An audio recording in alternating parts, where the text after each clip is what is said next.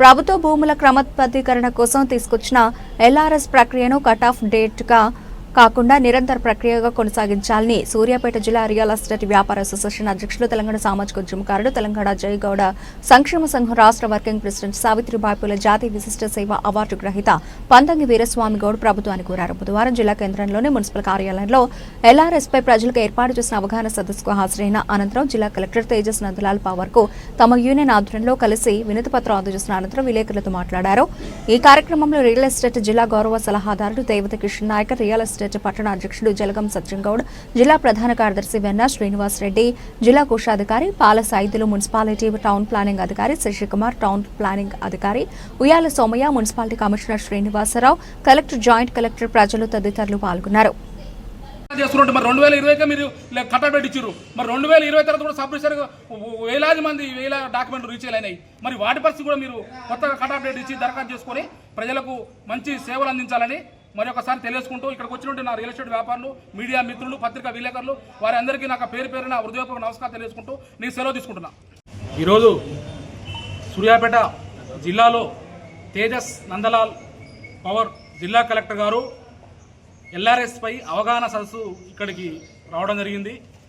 ఈ సదస్సుకు పట్టణ పురప్రముఖులు, మున్సిపాలిటీ అధికారులు, మున్సిపాలిటీ సిబ్బంది, రియల్ ఎస్టేట్ వ్యాపారులు, మేధావులు, ఉద్యమకారులు, ఎంతోమంది పత్రికా విలేకరులు, మిత్రులు అందరూ కూడా ఈ మీటింగ్కు హాజరు కావడం జరిగింది.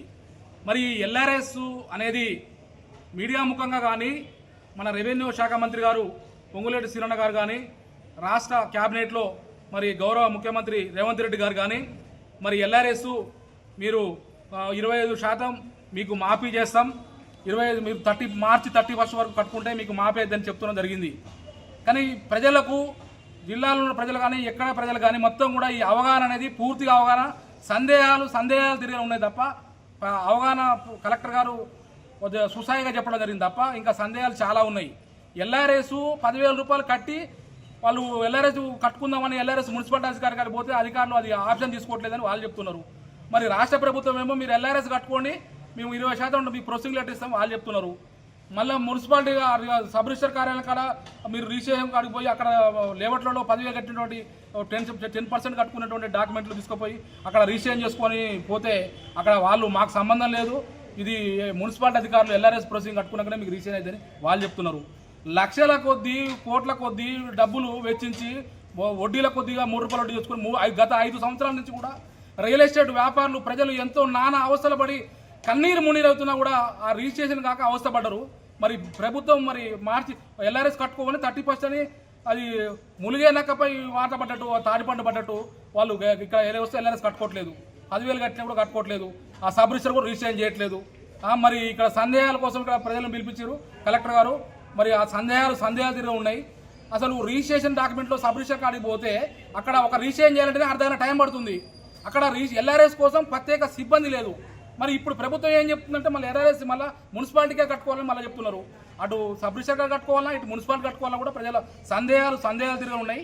మరి రాష్ట్ర ప్రభుత్వానికి మరి ఇక్కడ ఈ రియల్ ఎస్టేట్ అనేది మంత్రులు కానీ, ఎమ్మెల్యేలు కానీ, ఎవరు కానీ రియల్ ఎస్టేట్ వ్యాపారం మీదనే కోట్లు సంపాదించారు, 100,000 కోట్లు కోటీశ్వర్లు అయ్యారు, మంత్రులు అయ్యారు, ముఖ్యమంత్రులు. మన గౌరవ ముఖ్యమంత్రి రేవంత్ రెడ్డి గారు కూడా రియల్ ఎస్టేట్ మీదనే ఆయన ఒక రాష్ట్రానికి ముఖ్యమంత్రిగా హోదా ఎదిగిండు. మరి ఈ మంత్రులు, కలెక్టర్లు పిల్లల చదువుల కోసం రియల్ ఎస్టేట్ అనేది చిన్న చూపు కాదు. రియల్ ఎస్టేట్ అనేది లేకపోతే సమాజంలో ఏ ఒక్క కుటుంబం కూడా లేదు. అసలు రియల్ ఎస్టేట్ రంగాన్ని చిన్న చూపులోకుండా ప్రత్యేక సిబ్బందిని పెట్టాలి.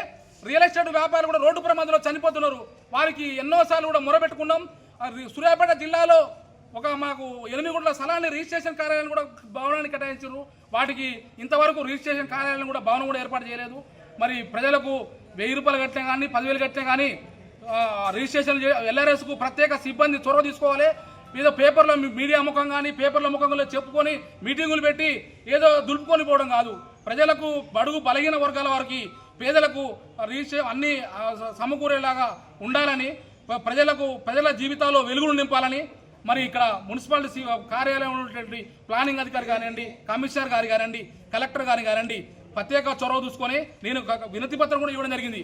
మన నందలాల్ కలెక్టర్ గారికి ఎల్ఆర్ఎస్కు సంబంధం లేకుండా రిజిస్ట్రేషన్ చేయాలి, ప్రజలకు ఇబ్బంది లేకుండా అన్ని కార్యక్రమాలు మరి ప్రజలకు అన్ని తీర్చాలని నేను ఈ కలెక్టర్ ఇవే ఎల్ఆర్ఎస్ ప్రజలను ఇబ్బంది పెడితే 33 జిల్లాల్లో కూడా నిరసన కార్యక్రమాలు కూడా మొదలైతే కూడా సందర్భంగా నేను తెలియజేసుకుంటాను రాష్ట్ర ప్రభుత్వానికి.